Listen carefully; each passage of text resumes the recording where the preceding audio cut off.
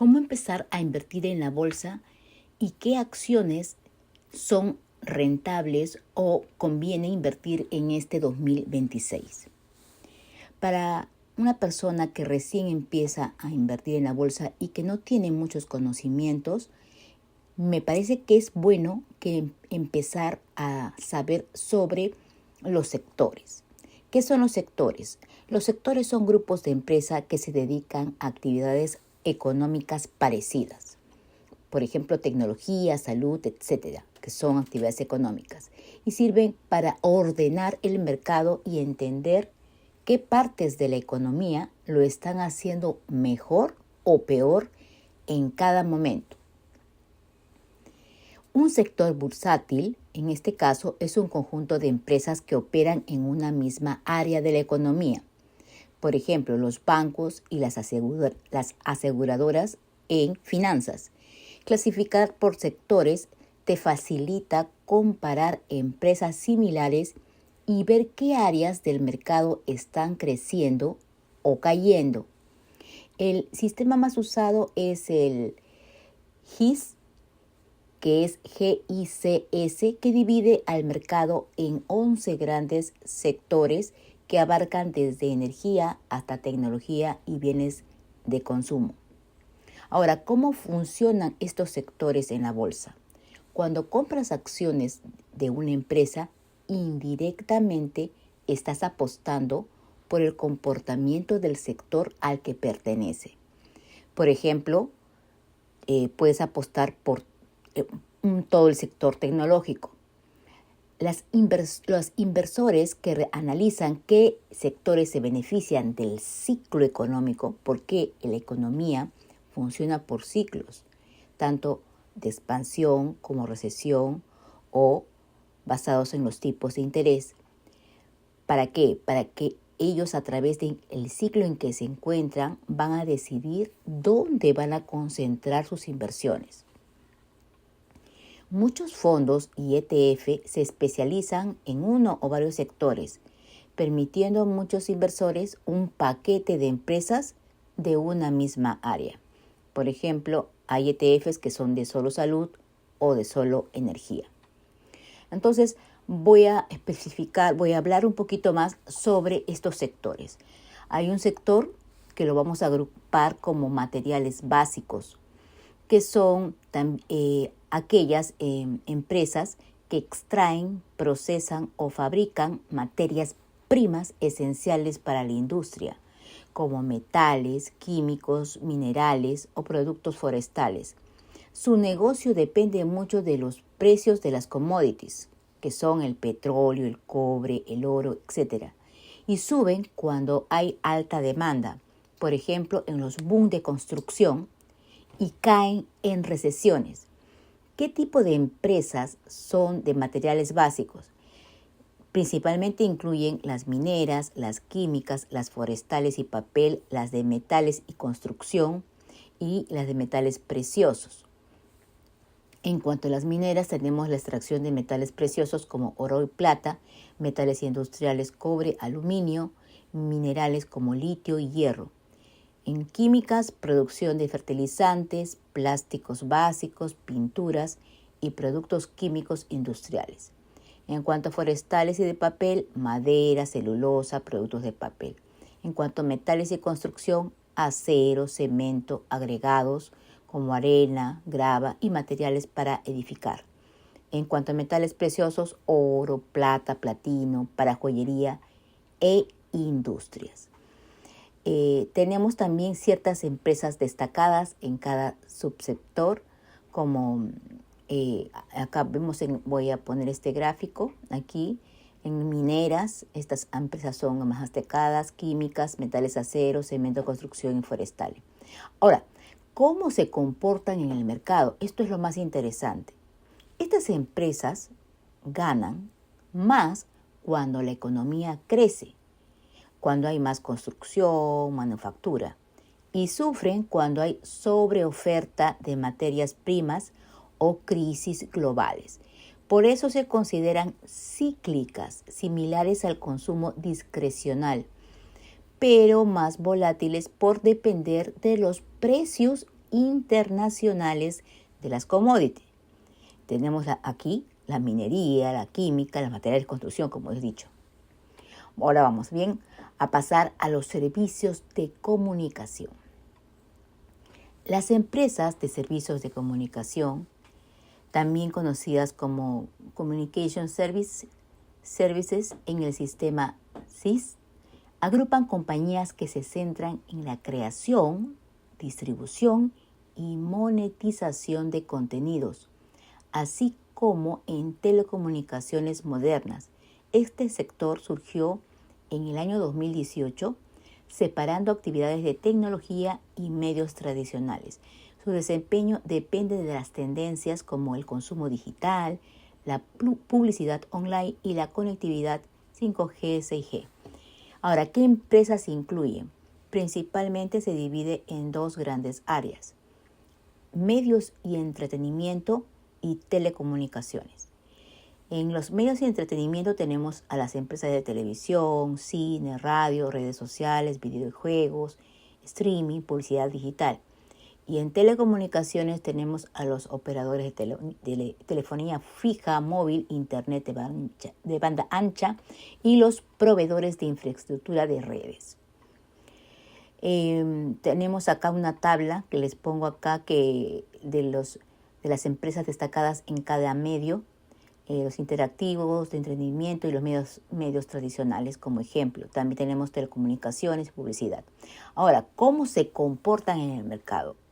Estas empresas crecen con el aumento del tiempo en las pantallas y los datos móviles, pero sufren con regulaciones antimonopolio o caídas en la publicidad durante recesiones. Son menos cíclicas que materiales o de consumo discrecional, pero son sensibles a innovaciones como la IA en contenidos. Tenemos otros tipos de empresa que se llaman las de consumo cíclico.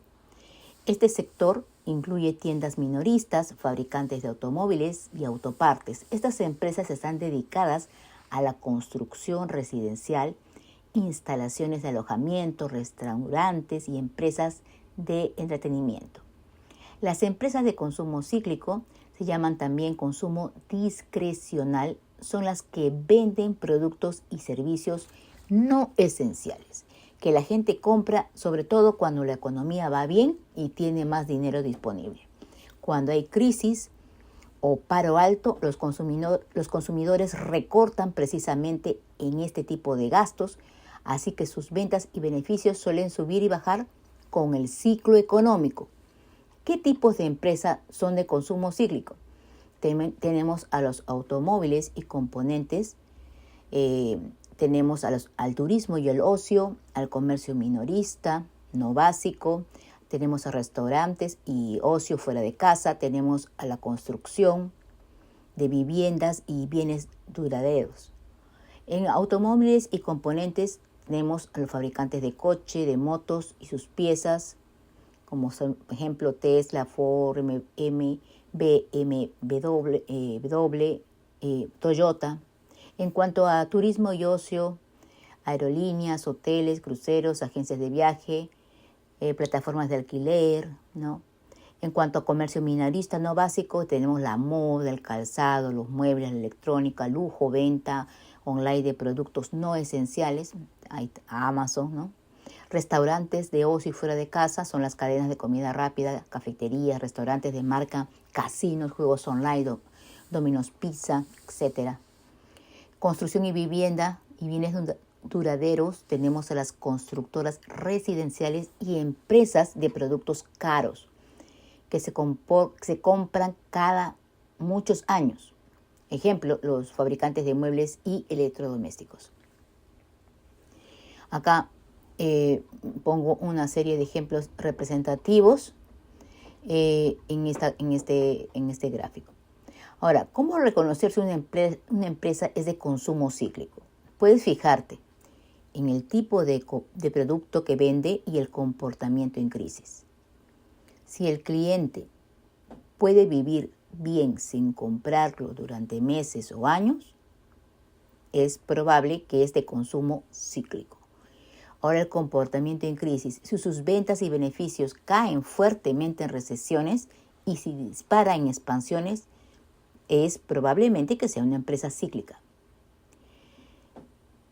Entonces, si quieres, se puede revisar estos parámetros para que tú te des cuenta qué empresa concreta actúa de manera cíclica o no.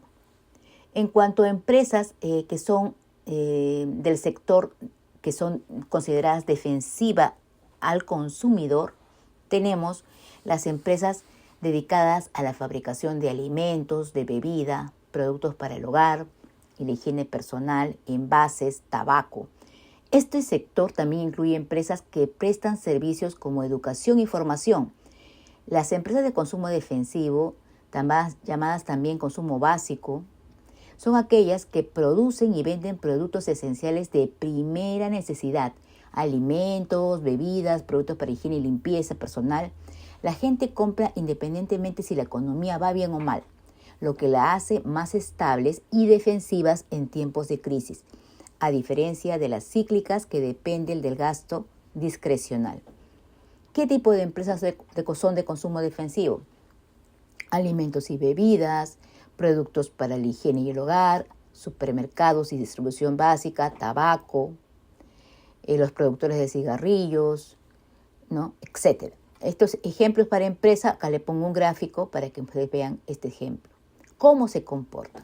Estas empresas mantienen ventas predecibles porque sus productos son recurrentes y poco sensibles a recesiones, aunque crecen más lento que sectores cíclicos en expansiones, suelen pagar los dividendos altos y estables y son ideales para los inversores conservadores. Ahora tenemos empresas o sector, mejor dicho, de energía. ¿Qué es el sector de energía? Son empresas productoras o refinadoras de petróleo y gas, empresas de servicios y equipos para yacimientos petrolíferos y operadores de oleoductos. Este sector también incluye empresas de explotación, de extracción, refinación, transporte y comercialización de combustibles, como el petróleo, gas natural, carbón, y también proveen equipos y servicios relacionados.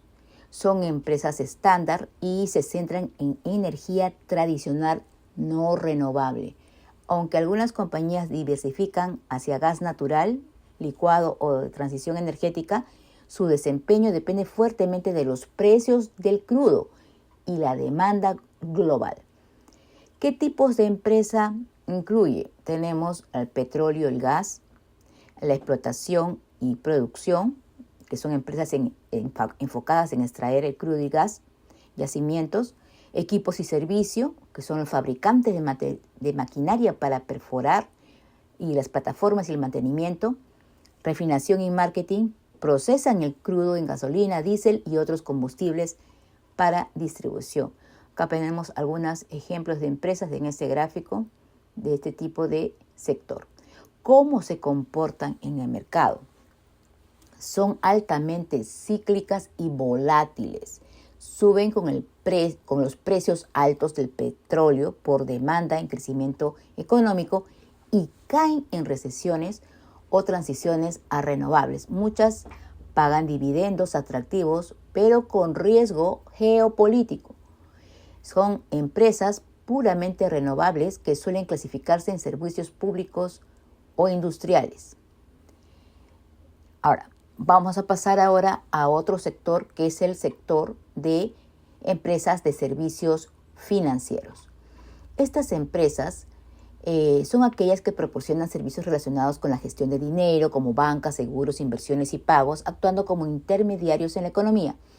En este sector es clave porque facilita el flujo de capital, pero es sensible a los tipos de interés, a las regulaciones y a los ciclos económicos. ¿Qué tipos de empresa incluye? Incluye los bancos, los seguros, los gestión de activos y fondos, los procesadores de pago, las tarjetas de crédito, billeteras digitales, fintech de transacciones. Otros también serían hipotecas, brokers, holding financiero diversificados. Acá también pongo un ejemplo de ciertas empresas que son de este grupo. ¿Cómo se comporta en el mercado? Crece con economías expansivas, que son más préstamos y transacciones, y sufre en recesiones o subidas de morosidad. Los bancos regionales son más volátiles, mientras que de pagos y seguros son más estables. Muchas pagan dividendos altos cuando los tipos de interés suben. Vamos a pasar a empresas del sector de cuidado de la salud. En cuanto a las empresas de cuidado de la salud tenemos aquellas que fabrican fármacos, equipos médicos, biotecnológicos y servicios de atención sanitaria esenciales para prevenir, diagnosticar y tratar enfermedades. Este sector es defensivo porque la demanda de salud no cae en crisis económicas. Este es impulsado por el envejecimiento de la población, innovaciones de la IA en diagnósticos y terapias génicas. ¿Qué tipos de empresas incluyen? Las farmacéuticas, la biotecnología, los equipos y suministros médicos, los proveedores de servicios, hospitales, clínicas, laboratorios, seguros médicos. Acá pongo ejemplos destacados de algunas empresas en este sector. ¿Cómo se comportan? Mantienen estabilidad en recesiones por demanda inelástica, pero son sensibles a aprobaciones regulatorias de la FDA, patentes y costos de la I+D elevados. Muchas pagan dividendos crecientes. Vamos a pasar al sector de las acciones industriales, empresas de acciones industriales. Las empresas del sector de industria abarcan compañías que fabrican, construyen y proporcionan servicios esenciales para la producción y transporte en la economía global. Este sector es cíclico, ya que crece con la expansión económica, más fábricas, aviones, infraestructura, y se contrae en recesiones. ¿Qué tipo de empresas incluye? La manufactura de capital, maquinaria pesada, equipos industriales, herramientas, aeroespacial y defensiva, aviones, satélites, armamentos, transporte y logística, aerolíneas, ferrocarriles, navieras, envíos, construcción de ingeniería, obras civiles, puentes, edificios comerciales, servicios comerciales como outsourcing, consultoría y gestión de instalaciones. Acá pongo este gráfico con algunos ejemplos. ¿Cómo se comportan en el mercado? Suben con inversión en infraestructura y comercio global, pero caen con alzas de costos, combustible, acero o interrupciones en cadenas de suministro. Muchas diversifican hacia la sostenibilidad. Vamos a pasar al sector bienes raíces.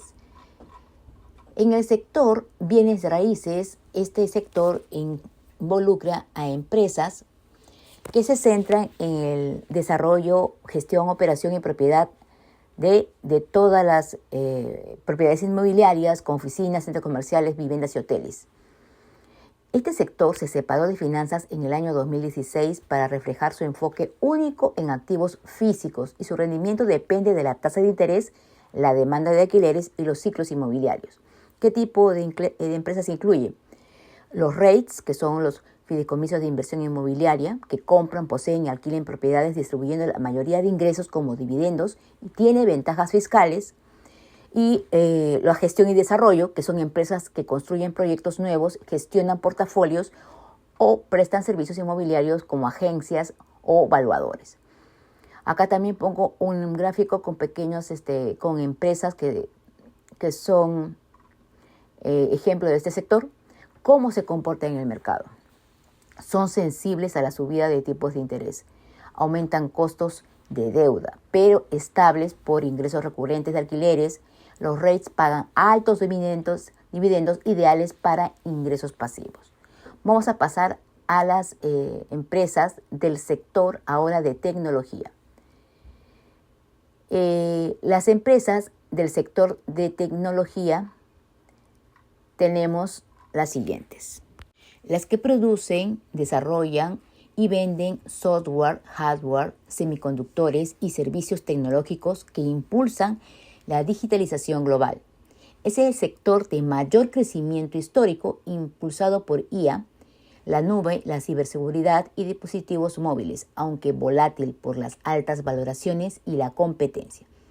¿Qué tipo de empresas incluye? En subsectores tenemos software y servicios, que ya hemos dicho son aplicaciones en la nube, ciberseguridad, el SaaS, hardware y periféricos, ordenadores, servidores y dispositivos de consumo, semiconductores, los chips para la IA, móviles y centros de datos, equipos de comunicación, redes, router y equipos 5G, 6G.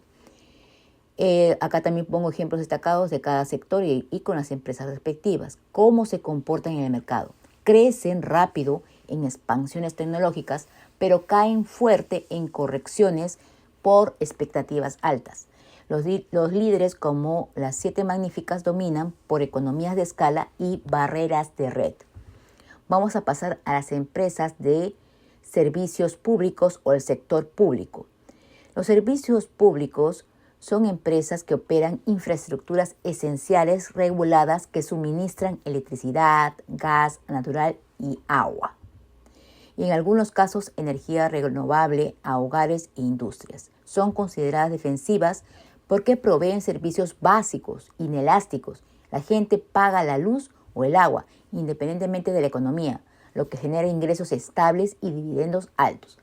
¿Qué tipos de empresa incluye? La electricidad, el gas, el agua, las multiutilis, que son las compañías diversificadas que combinan electricidad, agua y gas, los productores independientes de energía renovable enfocados en lo que es solar, eólico y hidroeléctrica. Acá también pongo un cuadro de ejemplo. ¿Cómo se comportan en el mercado? Ofrecen estabilidad de recepciones y pagan dividendos elevados, generalmente entre un 4 a 6% anual, pero suben menos en expansiones y son sensibles a regulaciones de precios y subidas de interés. Son ideales para carteras conservadoras buscando ingresos pasivos. Acá también pongo unos ejemplos en este cuadro de ese tipo de empresas. Ahora, ¿cómo usar estos sectores para invertir? Es recomendable que elijas 1 o 2 sectores que entiendas. Por ejemplo, si entiendes más de tecnología o consumo básico, elige esos sectores y estudia cómo ganan dinero sus empresas principales. Ahora, para invertir, muchos principiantes empiezan usando los fondos o los ETF sectoriales porque te permite diversificar dentro de un mismo sector y reduce el riesgo de depender de una sola empresa. Para analizar el mercado, tienes que también observar qué sectores suben o bajan y interpretar qué partes de la economía se están fortaleciendo o debilitando. En otras palabras, tienes que estudiar bien economía, tienes que estudiar bien cómo funciona el negocio, en qué sector está y cómo funcionan las cosas para que todo te salga muy bien. Ahora, si tú quieres saber qué nos depara este 2026 y qué sectores te ofrecen oportunidades de inversión y qué sectores están sobrevalorados e infravalorados, vamos a ver lo siguiente. En la bolsa, los sectores sobrevalorados son aquellos que tienen acciones que cotizan a precios superiores a su valor fundamental. Son impulsados por la euforia o expectativas exageradas, mientras que los sectores infravalorados tienen precios por debajo de su valor real, a menudo por crisis coyunturales o pesimismo, creando oportunidades de compra para el inversor que busca corregir esa exageración del mercado a largo plazo. Podrías usar métricas como el PER, PEG para identificarlos, entre otras. Ahora, los sectores sobrevalorados es porque excede el valor intrínseco de las empresas del sector, basándose en fundamentales financieros sólidos. Y las causas son, como hemos dicho, la euforia del mercado, la moda, como ciertas tecnologías, las altas expectativas de crecimiento futuro o la baja rentabilidad por dividendo. Generalmente sectores de consumo y financiero en ciertos momentos donde el precio sube mucho más que los beneficios, por eso que dices que está sobrevalorado. Y en sectores infravalorados el precio de mercado está por debajo de lo que debería y está castigado por el mercado a pesar de tener buenos fundamentales.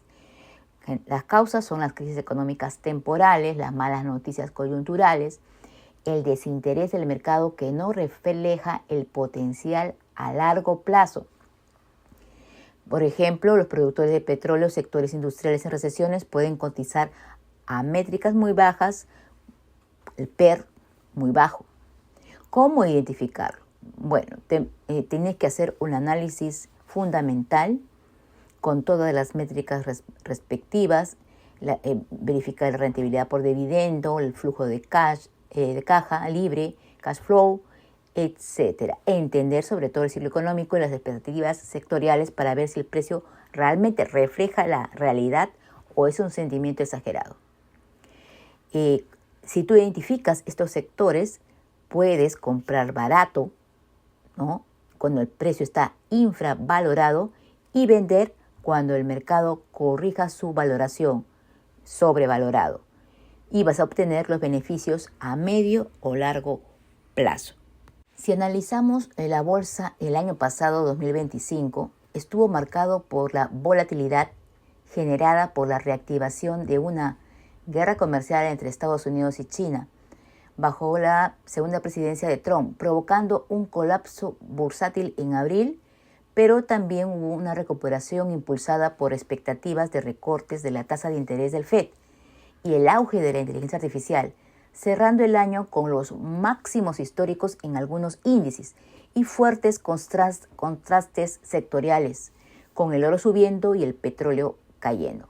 O sea, elementos clave, la guerra comercial, los aranceles, la recuperación, el auge de la IA y las tasas de interés. Tenemos que los activos destacados fueron la tecnología, las materias primas, porque el oro actuó como refugio, y las bolsas europeas tuvieron un año muy positivo, superando las expectativas. Los riesgos son la sobrevaloración de la deuda y la geopolítica, que fueron amenazas persistentes.